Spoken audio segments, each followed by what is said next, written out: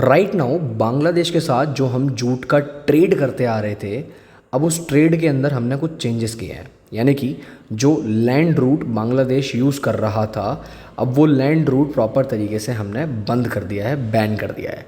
Now it is ban for the Bangladesh. The reason behind it is very simple, that is anti dumping. अब ये anti dumping है क्या, मैं आपको बहुत शॉर्ट में समझाता हूँ और बहुत जल्दी आराम से समझाता हूँ। देखिए क्या होता है कि कोई प्रोडक्ट इंडिया में 50 रुपये का मिल रहा है, वही सेम प्रोडक्ट बांग्लादेश में भी 50 रुपये का मिल रहा है। 10-10 रुपये का प्रॉफिट दोनों कंट्रीज़ कमा रही हैं। नाउ बिना प्रॉफिट को कमाते हुए, है ना, अगर बांग्लादेश इसी प्रोडक्ट को इंडिया में 40 रुपये में सेल करे तो यहाँ बांग्लादेश की सेल तो बढ़ जाएगी, पर इंडिया के जो भी सेलर्स हैं उनकी सेल घट जाएगी। And this is known as anti dumping, और इस टेक्निक को बांग्लादेश यूज़ कर रहा है। That's why India banned the land route of Bangladesh. Now we will discuss in this video कि किस तरीके से जो जूट का प्रोडक्शन इस टाइम पर बांग्लादेश कर रहा है और एक्सपोर्ट कर रहा है इंडिया में, उसको बैन करना बहुत ज़रूरी क्यों था। देखिए, अगर इंडिया के मार्केट में रहकर इंडिया के सेलर्स ही कुछ पैसा ना कमा पाएँ तो कहीं ना कहीं भारतीय मार्केट में हमारी मिनिस्ट्री के लिए सबसे बड़ा एक शर्मनाक चेहरा होगा ये। अगर इंडियन एग्रीकल्चर, जो कि इंडिया अपने एग्रीकल्चर की वजह से फेमस है पूरी दुनिया में, आज इंडियन एग्रीकल्चर ही अगर बेस्ट ना हो पाए तो क्या शक्ल हम दिखाएंगे, ये बहुत मैटर करता है। बट उसको और डिटेल में जानते हैं और डीप जानते हैं और वीडियो को आगे कंटिन्यू करते हैं।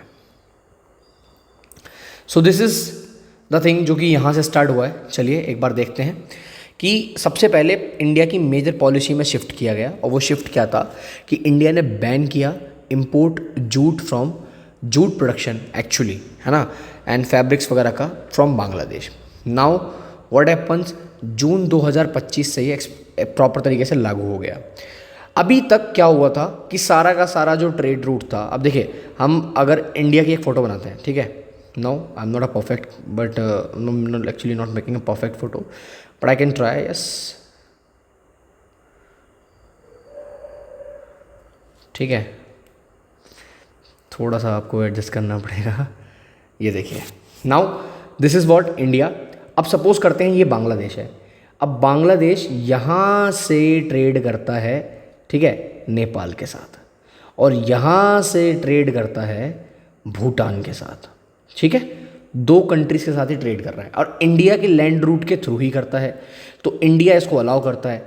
नाउ बांग्लादेश ने नुकसान कर दिया है वेस्ट बंगाल का, बिहार का, असम का, उड़ीसा का, उनकी पूरी मार्केट खा गया है एंटी डंपिंग टेक्निक से।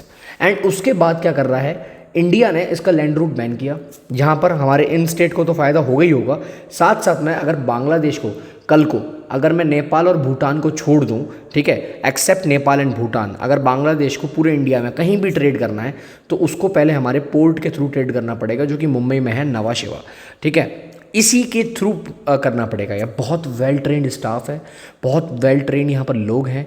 देखिए, फॉरेन ट्रेड के लिए डायरेक्टली हम बांग्लादेश को प्रॉपर तरीके से हर जगह से बैन नहीं कर सकते, बिकॉज कहीं ना कहीं कल जियो पॉलिटिकल लेवल पर या किसी और लेवल पर बांग्लादेश के इन स्टेप्स के लिए जो बांग्लादेश कर रहा है उसके लिए भारत अगर कल को उसको बैन कर देता है तो भारत को भी जवाब देना पड़ेगा, भारत को इंटरनेशनल मार्केट में जवाब देना पड़ेगा।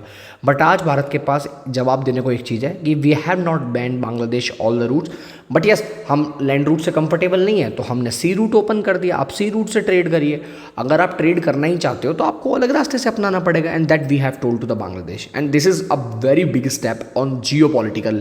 नाउ ऐसा ही कुछ करने के बाद, है ना, जो सबसे मेन चीज़ है वो ये है कि भाई किस किस चीज़ों को लेकर यहाँ पर ध्यान दिया गया है, मतलब इंपोर्ट बैन किया गया है। तो पहले तो फ्लैक्स टो एंड वेस्ट जो है ना, jute and other vast fibre हो गए, सिंगल एंड मल्टीपल फोल्डेड यान हो गए और जूट फ्लैक्स हो गए, वोवन जूट फाइबर हो गए, है ना, ब्लीच्ड एंड अनब्लीच्ड हो गए, अदर जूट बेस्ड आइटम हो गए। तो जितने भी जूट को लेकर यहाँ बात कर रहे हैं, ठीक है, जितने भी जूट को लेकर हम बात कर रहे हैं उस सब को लेकर की बात करी गई है। एंड ये प्रीवियसली प्रोडक्ट जो है Indian duty free under the, है ना, साफ्ता, यानी कि south Asian free trade area. आपने सार्क का नाम तो सुना ही होगा, आपने सार्क का नाम तो सुना ही होगा, जिसमें भूटान, बांग्लादेश, मालदीव्स, इंडिया, है ना, पाकिस्तान, जो भी नेबरिंग कंट्रीज है, साउथ एशियन कंट्रीज हैं, वो आती हैं। उन सब ने ये सार्क को फॉर्म किया था ताकि अगर हमारे बीच में कोई भी कॉन्फ्लिक्ट आता है, कोई भी दिक्कत होती है तो आपस में मिलजुल कर हम उसको रिजॉल्व कर लें। So this is the most important factor जो कि यहाँ पर डिस्कस्ड हुआ। नाउ जो एक बहुत इंपॉर्टेंट फैक्टर है या बहुत इंपॉर्टेंट चीज़ जो है वो ये है कि जिस तरीके से बांग्लादेश कल को कुछ भी काम कर रहा है, क्या करता था, ये बिल इशू करता था, फेक बिल इशू करता था। तो ये क्या करता था, 50 रुपये का सपोज करो बिल है ना, सामान रख रखा है 100 रुपये का उसके अंदर, प्रोडक्ट थैले के अंदर, पर बोल रहा है कि हम तो 50 का ही सामान लेकर आए हैं और हमको आपके यहाँ इतना ही सेल करना है ना। कुछ जो भी हमारे सिस्टम में लूफहोल्स देखकर इन्होंने अपने 50 रुपये का और प्रॉफिट कमा लिया। इसकी वजह से 2021 से 22 के बीच में 117 मिलियन का ये बोलकर आए, बट इन्होंने 144 मिलियन कमाया 23 से 24 में, और इतना इन्होंने यूएस डॉलर्स में इंक्रीज कर दिया, 144 million US dollars. So this is the biggest thing. Indian manufacture को प्रॉपर तरीके से यहाँ पर उन्होंने खत्म कर दिया, है ना। And this is called miss declaration, है ना, अंडर इन्वॉइसिंग। प्रॉपर तरीके से मिस डिक्लेरेशन करी इन्होंने अंडर इन्वॉइसिंग, ठीक है।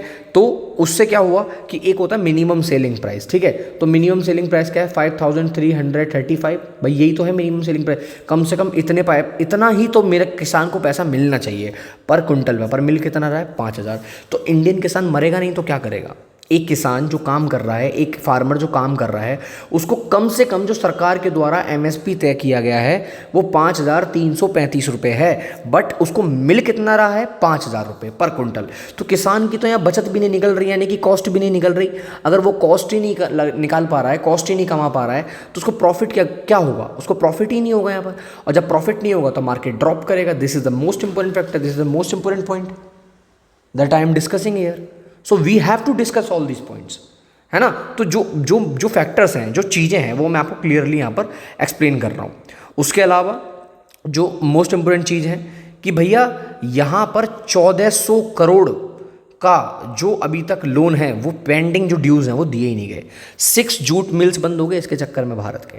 6 जूट मिल्स, भारत में 4 लाख से 5 लाख वर्कर काम करते हैं जूट सेक्टर में।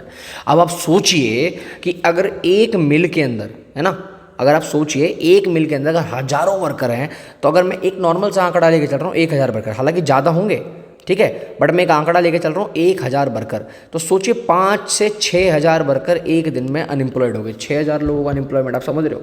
हमारे यहाँ जॉब निकालने पर आओ ना तो शायद 6 साल लग जाते हैं एक बंदे को जॉब पाने में, एंड यहाँ एक सेकंड में 6 से 7000, 10000, 20000, 50000 वर्कर जो हैं अनएम्प्लॉयड हो गए। सेम पॉलिसी अभी बेंगलोर का आपने सुना होगा, आईटी सेक्टर में बेंगलोर में इतनी ज़्यादा डाउनवर्ड देखना पड़ रहा है उनको, क्योंकि वो सीधे 20 से 30 हज़ार एम्प्लॉय निकाल चुके हैं वहाँ पर, बिकॉज वहाँ पर कहीं ना कहीं रिसेशन आ रहा है मार्केट में। Recession in terms of job, recession in terms of company profit ही नहीं कमा पा रही, और जब कंपनी प्रॉफिट नहीं कमा पाएगी तो मतलब किस चीज़ का, कोई मतलब नहीं है।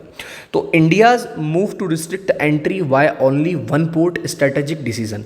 अब भाई हम बांग्लादेश को रोकेंगे, और ये एक ही तरीका है रोकने का, जो बेस्ट तरीका है, जिससे इंटरनेशनल प्रेशर भी हम पे नहीं पड़ेगा। सारे पोर्ट एंड फोलियोज़ को हम जितने भी पोर्ट एंड फोलियो उनको करेंगे, और यहाँ कहीं ना कहीं हम इनकी एंटी डंपिंग टेक्निक को कोलैप्स कर देंगे, और ये हमारे लिए बहुत बड़ी बात होगी अगर हम ये कर पाते हैं। तो आपको पता है यार कि Bangladesh is like kind of state जो अपनी चीज़ों के लिए, कुछ टाइम पहले उसने किसी और चीज़ पे हंगामे करे, कुछ टाइम पहले वो रिवर को लेकर दिक्कत कर रहा था, उससे पहले लैंड को लेकर दिक्कत कर रहा था, फिर अपने आप को गार्जियन ऑफ ओशन बता रहा था, फिर अपने आप को कुछ और बता रहा था, अभी इस चीज़ पर दिक्कत कर रहा है। तो बांग्लादेश इंडिया के पीछे पड़ा हुआ है, वो ऐसे पड़ा हुआ है पीछे जैसे it's not like, I don't want to say in front of like you because it's a official video, but अगर कभी अनऑफिशियल हो तो मैं अच्छे तरीके से बताता, बट ठीक है, होगा कुछ नहीं, बाप होता है, बेटा होता है समटाइम्स, है ना, इट हैपन्स।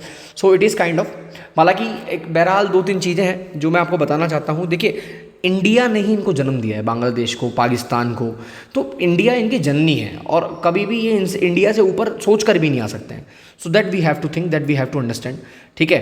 कुछ नहीं होने वाला, इंडिया अपनी जूट इंडस्ट्री को रिबिल्ड करेगा, ठीक है। जो ढाका का जो डीप कनेक्शन हो रहा है बेंजिंग के साथ, वो टूटेगा, एक्चुअली टूटेगा, बहुत जल्द टूटेगा, बिकॉज इंडिया पे इस टाइम पर फॉरेन पॉलिसीज़ को बनाने के लिए ऐसे लोग बैठे हैं जो पूरे बांग्लादेश के खड़े बैंड बजा सकते हैं।